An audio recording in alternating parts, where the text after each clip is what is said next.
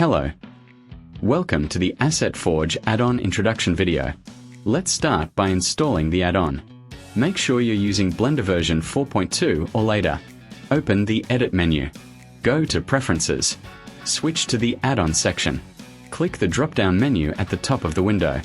Choose Install from Disk. Select the add-on zip file. Once it's installed, enable it by checking the activation box. After installation, press the N key to show or hide the add-on panel. Let's look at the main panel. At the top, you'll see the add-on name, along with the Scan and Master Optimizer buttons. Below that, you can see your Blender version and the current add-on version. Underneath, information about your selected mesh or object is displayed. To demonstrate the main features, we'll use a standard axe model. Right now, the model is almost fully optimized. I'll rename it to Axe and run another scan. To view the results, open the Quality Report panel.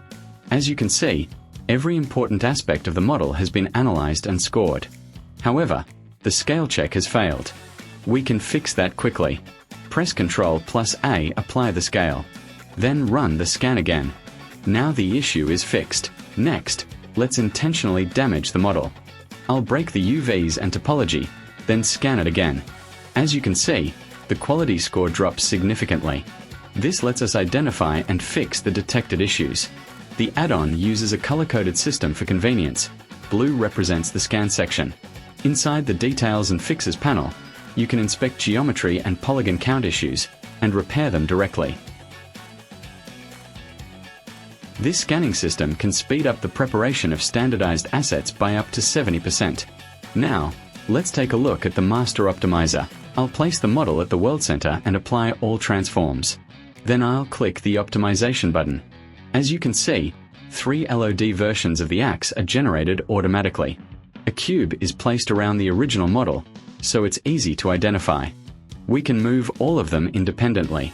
Every generated version is lighter, and one of them is extremely close to the original. You'll also notice that all object names are assigned automatically, which makes it much faster to organize large numbers of meshes. The next section is collision generation, which makes working with game assets much easier.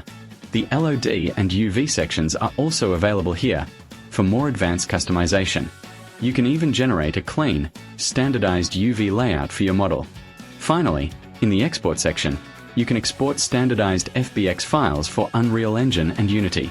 Simply choose the output location and export. Now, let's move on to character tools. Here we have a character in either a T-pose or an A-pose. Inside the Character Rig section, under Auto Rig, you'll find one of the most powerful features of the add-on. It integrates with Rigify to significantly speed up the rigging workflow. Simply select the lowest point of the character, make sure the scale has been applied, and click the button. A complete human rig is generated automatically. You can show or hide it whenever you want. In this case, I don't need facial controls. So I'll delete the first rig, disable the face option, and generate a new rig without facial bones. Then I simply adjust the rig to match the character's proportions and click Generate Rig. This creates a fully standard Rigify control rig. Finally, we bind the rig to the character. And as you can see, the character is successfully rigged. After that, we can test the rig using the Test and Animation section, which includes 6 built-in animations. First, select the rig. Then choose an animation and click Generate Test Animation. As you can see, a simple animation is created instantly for testing the rig.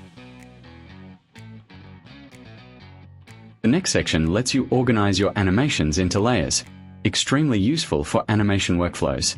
In the Rig Preview section, the add-on generates a simple preview image of your character and rig, which can be saved for later use. The next feature is the 360-degree render tool. Let's test it. Both the character and the rig should be positioned at the center of the scene. Set the animation duration, choose the render quality, and click Render. After a few seconds, the 360-degree animation is generated.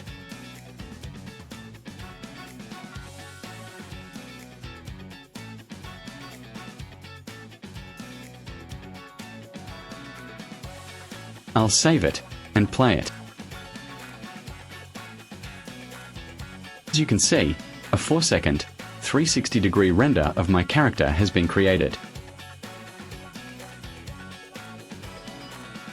These are the current features of the add-on, but many more updates are on the way. A wide range of new tools and improvements will be added to make asset optimization and standardization even easier and eliminate common workflow problems. If you'd like to support the development of this project, you can purchase the add-on.